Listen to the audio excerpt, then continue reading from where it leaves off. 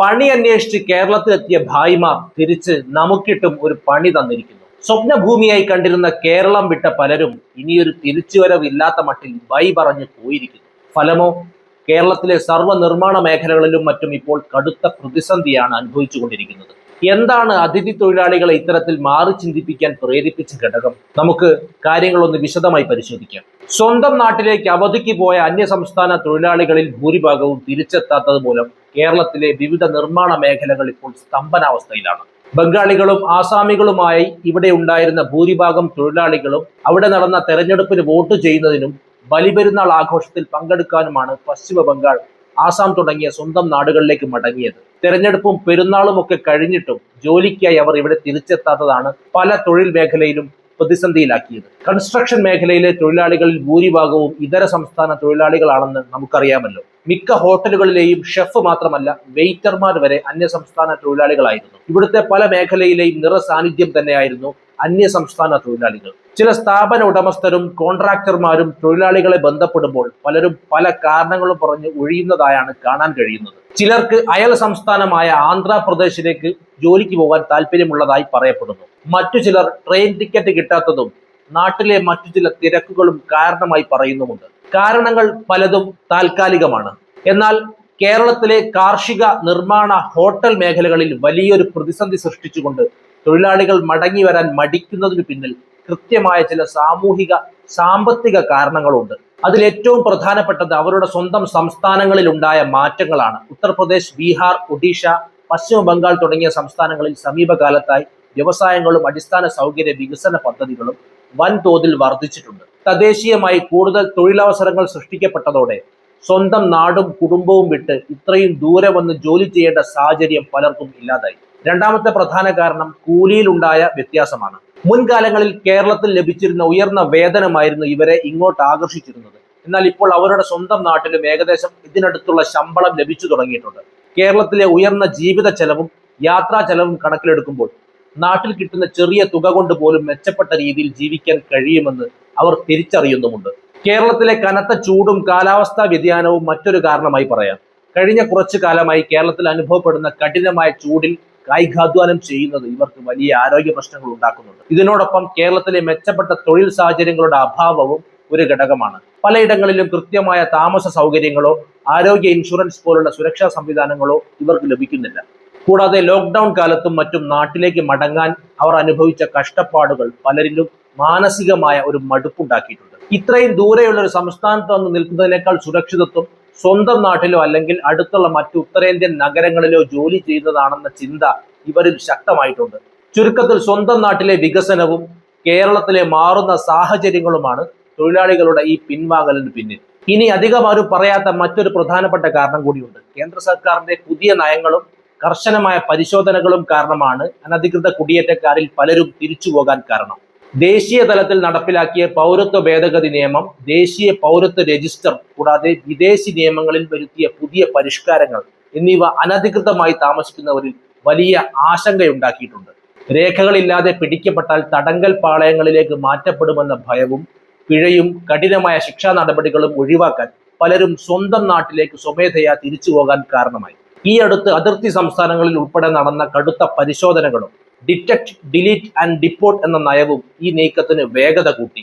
കേരളത്തിലേക്ക് വന്നിരുന്ന അന്യസംസ്ഥാന തൊഴിലാളികളിൽ ഒരു വിഭാഗം പശ്ചിമ ബംഗാൾ അതിർത്തി വഴി എത്തിയ അനധികൃത കുടിയേറ്റക്കാരായിരുന്നു എന്ന് നമുക്കറിയാമല്ലോ.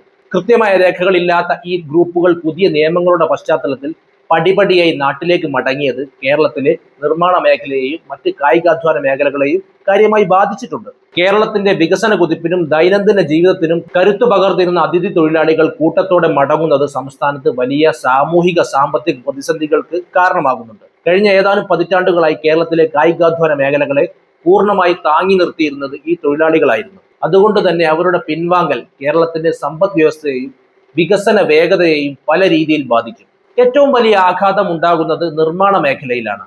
വീടുകളുടെ നിർമ്മാണം മുതൽ വൻകിട റോഡുകൾ, പാലങ്ങൾ, ഫ്ളാറ്റുകൾ തുടങ്ങിയ അടിസ്ഥാന സൗകര്യ വികസന പദ്ധതികൾ വരെ ഇപ്പോൾ സ്തംഭനാവസ്ഥയിലാണ്.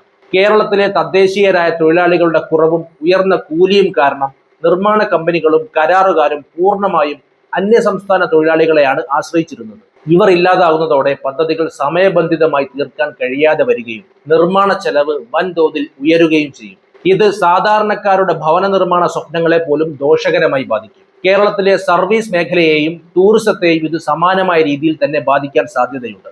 സംസ്ഥാനത്തെ ഭൂരിഭാഗം ഹോട്ടലുകളിലെയും റെസ്റ്റോറന്റുകളിലെയും ഷെഫുമാരായും വെയിറ്റർമാരായും ക്ലീനിംഗ് ജോലിക്കാരായും ജോലി ചെയ്യുന്നത് ഇവരാണ്.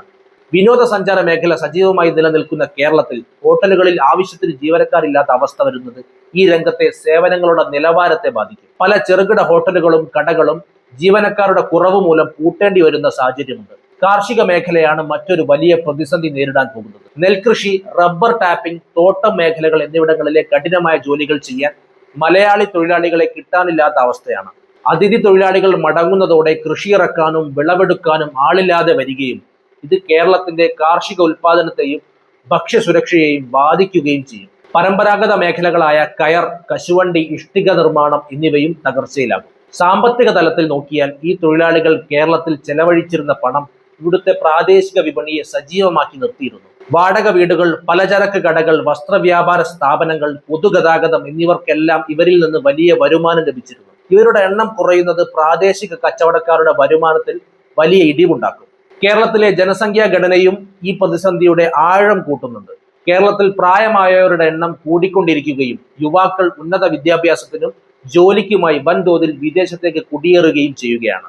ഈ സാഹചര്യത്തിൽ നാട്ടിലെ കായികാധ്വാന ജോലികൾ ചെയ്യാൻ ഇതര സംസ്ഥാന തൊഴിലാളികൾ ഇല്ലാതെ വരുന്നത് കേരളത്തിന്റെ ആഭ്യന്തര ഉൽപാദനക്ഷമതയെ ദീർഘകാലത്തേക്ക് പിന്നോട്ടടിക്കും. ചുരുക്കത്തിൽ അതിഥി തൊഴിലാളികളുടെ മടക്കം കേവലം ഒരു തൊഴിൽ പ്രശ്നം മാത്രമല്ല, കേരളത്തിന്റെ സാമൂഹിക സാമ്പത്തിക ഘടനയെ തന്നെ ഉലയ്ക്കുന്ന വലിയൊരു വെല്ലുവിളിയാണ്. അതിഥി തൊഴിലാളികൾ സ്ഥിരമായി മടങ്ങി വരാത്ത ഒരു സാഹചര്യം ഉണ്ടായാൽ കേരളത്തിന് തങ്ങളുടെ സമ്പദ് വ്യവസ്ഥയെയും വികസനത്തെയും മുന്നോട്ട് കൊണ്ടുപോകാൻ പരമ്പരാഗതമായ രീതികളിൽ നിന്ന് മാറി പുതിയ ചില ബദൽ മാർഗങ്ങൾ സ്വീകരിക്കേണ്ടി വരും.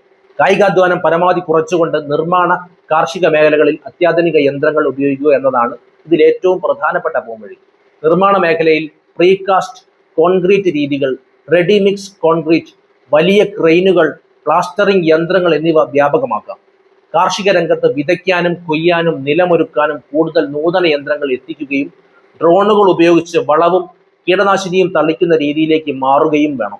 യന്ത്രവൽക്കരണത്തിലൂടെ കുറഞ്ഞ തൊഴിലാളികളെ വെച്ച് കൂടുതൽ കാര്യക്ഷമമായി ജോലി പൂർത്തിയാക്കാൻ സാധിക്കും. രണ്ടാമതായി, കേരളത്തിൽ നിലവിലുള്ള കുടുംബശ്രീ പോലുള്ള ശക്തമായ വനിതാ കൂട്ടായ്മകളെ കൺസ്ട്രക്ഷൻ, കൃഷി തുടങ്ങിയ മേഖലകളിലേക്ക് ആവശ്യമായ വിദഗ്ധ പരിശീലനം നൽകി കൂടുതൽ ഉയർത്തിക്കൊണ്ടുവരാൻ സാധിക്കും. ഇതിനകം തന്നെ കുടുംബശ്രീ കൺസ്ട്രക്ഷൻ ടീമുകൾ കേരളത്തിന്റെ പലയിടത്തും വിജയം തെളിയിച്ചിട്ടുള്ളതാണ്. കൂടാതെ കേന്ദ്ര സംസ്ഥാന സർക്കാരുകളുടെ തൊഴിലുറപ്പ് പദ്ധതിയെ കാർഷിക മേഖലയുമായും നിർമ്മാണ പ്രവർത്തനങ്ങളുമായും കൂടുതൽ ഫലപ്രദമായി സംയോജിപ്പിച്ച് തദ്ദേശീയ തൊഴിലാളികളെ പരമാവധി ഉപയോഗപ്പെടുത്താം. മലയാളികൾ കായികാധ്വാനമുള്ള ജോലികളിൽ നിന്ന് മാറി നിൽക്കുന്ന പ്രവണത അവസാനിപ്പിക്കാൻ തൊഴിലിന്റെ അന്തസ്സും വേതനഘടനയും മെച്ചപ്പെടുത്തേണ്ടതുണ്ട്. നോക്കുകൂലി പോലുള്ള തെറ്റായ പ്രവണതകൾ പൂർണ്ണമായി ഇല്ലാതാക്കുകയും കൃത്യമായ പ്രവൃത്തി സമയവും സുരക്ഷിതത്വവും ഉറപ്പാക്കുകയും ചെയ്താൽ വലിയൊരു വിഭാഗം മലയാളി യുവാക്കളെ ഈ രംഗത്തേക്ക് ആകർഷിക്കാൻ കഴിയും. വിദേശത്ത് പോയി കഠിനാധ്വാനം ചെയ്യാൻ തയ്യാറാകുന്ന മലയാളികളെ മെച്ചപ്പെട്ട ശമ്പളവും അന്തസ്സുള്ള തൊഴിൽ അന്തരീക്ഷവും നൽകി നാട്ടിൽ തന്നെ നിലനിർത്താൻ ഇത് സഹായിക്കും. നിലവിൽ ബംഗാൾ, ആസാം, ഒഡീഷ എന്നീ സംസ്ഥാനങ്ങളെയാണ് കേരളം കൂടുതലായി ആശ്രയിച്ചിരുന്നത്. അവിടങ്ങളിൽ വികസനം വന്നതുകൊണ്ട് തൊഴിലാളികൾ കുറയുകയാണെങ്കിൽ ഇപ്പോഴും കടുത്ത തൊഴിലില്ലായ്മയും ദാരിദ്ര്യവും നേരിടുന്ന മധ്യപ്രദേശ്, ഛത്തീസ്ഗഡ്, ഝാർഖണ്ഡ് പോലുള്ള മറ്റു ഉത്തരേന്ത്യൻ സംസ്ഥാനങ്ങളിൽ നിന്നും വടക്കു കിഴക്കൻ സംസ്ഥാനങ്ങളിൽ നിന്നും പുതിയ തൊഴിലാളി ഗ്രൂപ്പുകളെ ആകർഷിക്കാനുള്ള ശ്രമങ്ങൾ നടത്താം. പുതിയ തൊഴിൽ വിപണികൾ കണ്ടെത്തുന്നത് വഴി തൊഴിലാളികളുടെ ക്ഷാമം ഒരു പരിധിവരെ പരിഹരിക്കാം. അവസാനമായി, നിലവിൽ വരുന്ന തൊഴിലാളികളെ വെറും ഒരു കൂലി വേലക്കാർ എന്നതിനപ്പുറം അർഹമായ പരിഗണനയും ആനുകൂല്യങ്ങളും നൽകി നിലനിർത്തുക എന്നതാണ് മറ്റൊരു ബദൽ. സൗജന്യ ഇൻഷുറൻസ്, മികച്ച ക്വാർട്ടേഴ്സ് സൗകര്യങ്ങൾ, കുട്ടികൾക്ക് വിദ്യാഭ്യാസം, കൃത്യമായ ബോണസ് തുടങ്ങിയ ആനുകൂല്യങ്ങൾ നൽകുന്ന ആകർഷകമായ തൊഴിൽ പാക്കേജുകൾ സർക്കാർ സ്വകാര്യ പങ്കാളിത്തത്തോടെ നടപ്പിലാക്കിയാൽ മറ്റ് സംസ്ഥാനങ്ങളിലേക്ക് പോകാതെ തൊഴിലാളികൾ കേരളത്തിലേക്ക് തന്നെ വരാൻ ഇനിയും താല്പര്യപ്പെടും. സാങ്കേതിക വിദ്യ കൈക്കൊള്ളുകയും ഒപ്പം തദ്ദേശീയ മനുഷ്യ വിഭവശേഷി കൃത്യമായി വിനിയോഗിക്കുകയും ചെയ്യുക എന്നതാണ് കേരളത്തിന് മുന്നിലുള്ള ഏറ്റവും പ്രായോഗികമായ മറ്റ് ബദൽ മാർഗങ്ങൾ. എന്താണ് ഈ വിഷയത്തെക്കുറിച്ചുള്ള നിങ്ങളുടെ അഭിപ്രായം? എന്ത് തന്നെയായിരുന്നാലും കമന്റ് ചെയ്യൂ. നമുക്ക് മറ്റൊരു വിഷയവുമായി വീണ്ടും കാണാം. നന്ദി.